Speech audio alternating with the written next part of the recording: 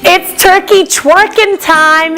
Thanksgiving here, and I'm going to show you how to spatchcock your turkey to save time in the kitchen and get crispier skin and tender meat. I'm going to first start off by chopping up my vegetables that I'm going to put underneath the sheet tray so that when our turkey roasts, all of the juices are going to caramelize and fall onto our vegetables. Once they're roasted, I'll then have this beautiful vegetables that we can use to flavor our gravy. A bunch of rosemary and a bunch of sage. All right, I got my baking tray, lined it with aluminum foil, and I have my rack that's going to go on top.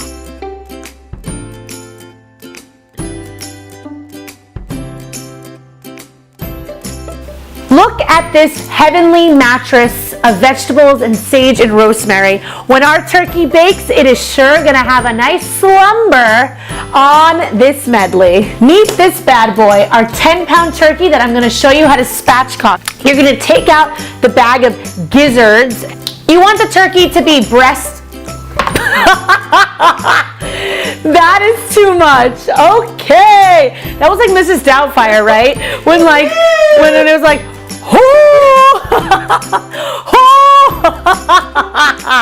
all of the gizzards and the bones, and you're gonna save this because we're gonna make our gravy with it. It's gonna be delicious. So you want your turkey to be breast side down because we're going to be cutting out the backbone, which is essentially what spatchcocking is. And all you need is a really good pair of kitchen scissors. So it's so simple. You're cutting along the backbone, up on the sides. Now I love spatchcocking a turkey because not only does it cut the cooking time in half, but it also lays the turkey down flat so that you get crispy skin. Our kitchen scissors help me take out the backbone, and you're going to save it because we're going to use it for our gravy. Okay, before you stuff your turkey, you want to season the back of it. I love using grapeseed oil because it has a really high smoking point, so it can withstand high heat. It's time for the turkey twerk. It's time for the turkey twerk. Do the turkey twerk. Do the turkey twerk. Do the turkey twerk. All right, so our turkey was just twerked, and now you want to get up on it. You want to flip the breastbones down and come on up and go, oh, give it a little CPR until you heard that crack. It goes in the oven. All of it is going to get the same amount of heat, and you're going to get that crispy skin and tender meat. You don't have to forget about the stuffing. We are going to stuff this bird in between the skin and the meat. I'm also saving you time with the stuffing. You can just go to the grocery store and buy an herb seasoned stuffing mix that you just classically make on the stovetop, or you can get cornbread flavoring. It's delicious. I also added in some cranberries and chestnuts so you can season up your store-bought stuffing and have it in no time. So I transferred our turkey onto our sheet rack, and now would you look at that? It's ready to be roasted, but now I got to add a little bit of grapeseed oil, some salt. It is such an easy Thanksgiving recipe that saves you time and gets you in that living room or drinking a nice cocktail with your guests, spending time with the family, because that's what Thanksgiving is all about. I'm using an extra large sheet tray and rack so that my turkey can fit on it. I'm going to put this in the oven at 425 degrees for about an hour and a half until our turkey reads 165 degrees Fahrenheit in the fattest part of the thigh and the breast. It's gravy making time. I got all of our ingredients prepped, especially our caramelized onions, the secret ingredient. Let's do this.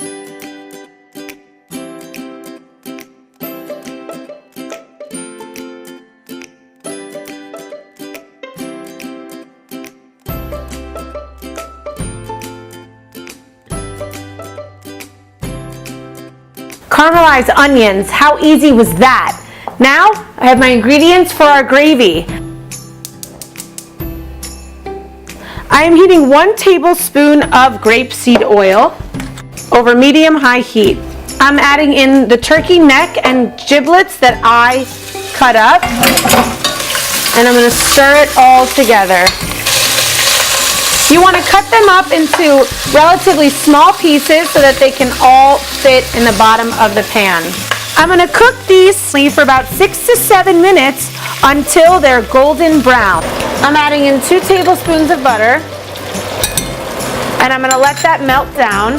And then I'm gonna sprinkle over 2 tablespoons of flour and create a nice roux. And once our roux is nice and thickened, I'm gonna add in our caramelized onions, vegetables from our turkey, 6 cups of chicken stock or turkey stock.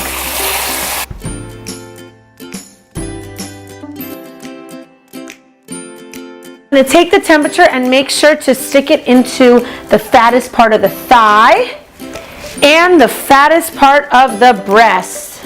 I'm going to let it cool for about 25 minutes, let the temperatures evenly distribute, and then I'm going to carve it.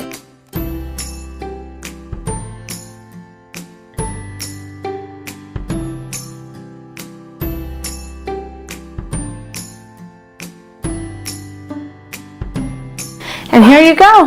Happy Thanksgiving, gobble gobble, and just remember, you always have something to be grateful for.